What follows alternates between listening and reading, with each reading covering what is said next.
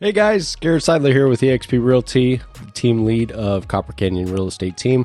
Want to check in with you guys and give you guys some information about closing costs. All right, so closing costs can be broken down into multiple steps. And I'd like to really talk to everybody, all the buyers out there about, there's a difference between buyers' closing costs and sellers' closing costs. All right. And I know back, a few years ago, sellers used to cover these closing costs, right?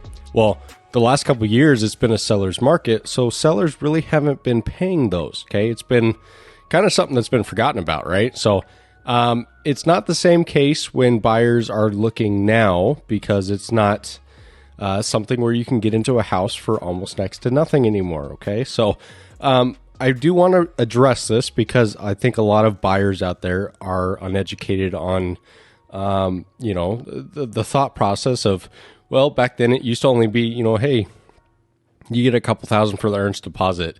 You have down payment assistance, which covers all your down payment. And then you've got closing costs covered by the seller. So you're really only going in at like $2,000 or $3,000, right?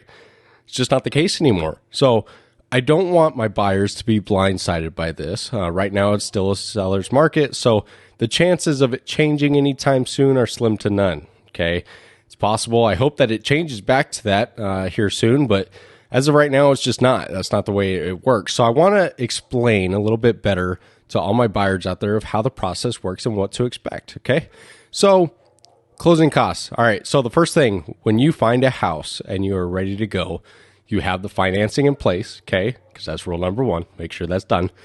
After that, you have your earnest deposit. Right. Okay. So earnest deposit.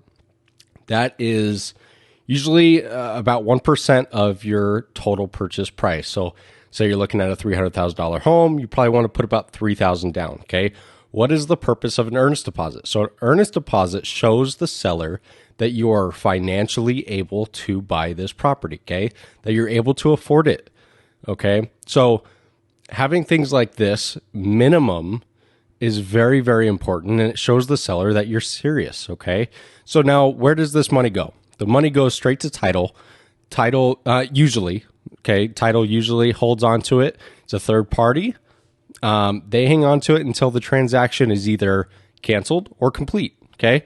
If it's complete, then it usually goes towards all of your down payment, everything that you'd come in at closing.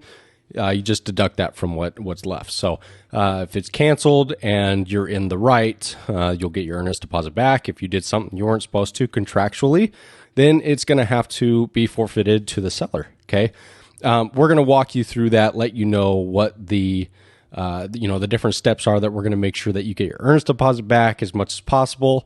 We do everything we can to make sure that gets done. So earnest deposit, you want usually 1%, okay?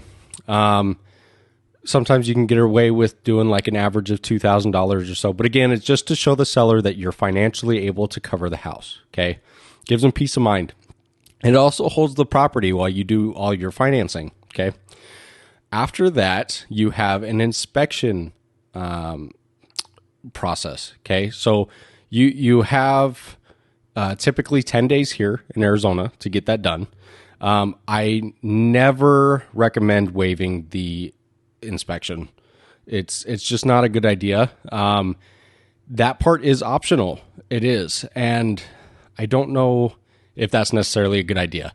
There's so many things that can go wrong with a house that you had no clue about walking in the first time, making the offer. There's things that are hidden that we're just not able to see, right? So you always want an inspector in there. This can range depending on the size of the house, but usually around $350 to $500, okay?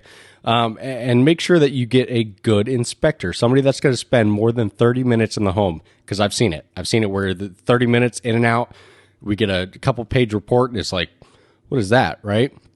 I have trusted guys that I use that spend the full 4 hours in there. You get your money's worth. You get a 50 to 70 page report, usually, okay, depending on what they find.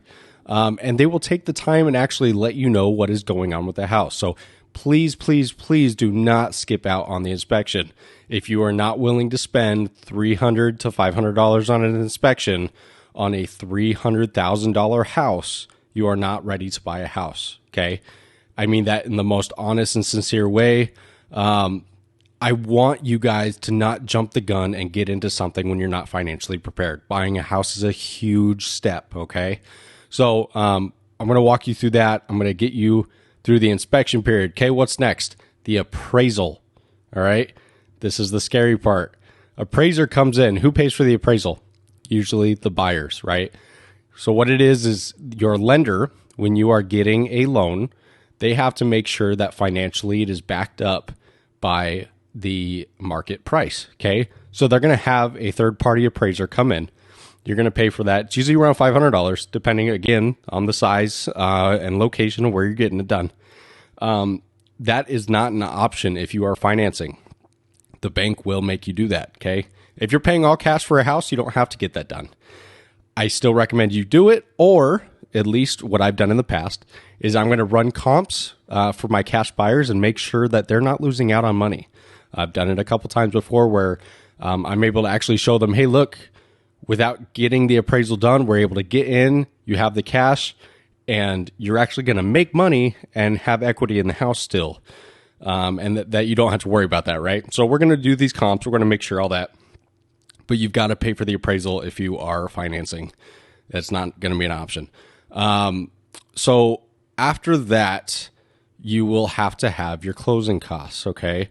So I really want to make people understand that you don't just have the earnest deposit. You don't just have the appraiser fees, the inspection fees. You have loan origination fees, okay, if you are financing. You have title fees. All these things can add up, including your down payment, to $20,000 on just a $300,000 house, okay? Now, of course, you can get down payment assistance, which is going to take care of possibly up to 12 of that. So maybe you only have to come up with $8,000 in the end. A good rule of thumb is if you're planning on having down payment assistance and you're going to try to look for a $300,000 to $400,000 house here in Arizona right now, as it is with the interest rates, you're going to look at about $8,000 to $10,000 worth of closing costs. That's if you are getting your down payment assistance covered. Okay. If you are not getting your down payment assistance covered and you don't qualify for that, which everybody's got different situations, then you have to have probably closer to about $20,000. Okay. I know this is a big hit, and I think this is where we're losing a lot of buyers right now in this market, is because this is the first time in a long time where sellers are not covering closing costs. That used to be such a usual thing. You used to be able to get into a house for a couple $1,000s, and that's it. And it's just not that case anymore. And I don't want you guys to be blindsided by that. So if you guys have any questions, feel free to comment down below. Let me know what you think. I'd love to talk with you guys. My biggest thing here is I want you guys to be prepared, okay? I want everybody to be able to own a home, but we got to do it right. And I've got to let you know the different things that you're going to run into and you know, all of that. So that way you're not just blindsided. You know what you have to be prepared to do. Prepare to have a little bit of savings in your account before you go to get qualified, okay? Or talk to a lender such as Shane. Let him know, you know, hey, this is what we're looking at. This is what we'd like to do. We're going to let you know how much you're going to need to save up. So right now is the time to ask that, not 6 months from now, not a year from now. If you guys are planning to buy in 6 months to a year, get a hold of us now so that way we can help you guys out. All right. Hope you guys have a great week. Talk to you soon.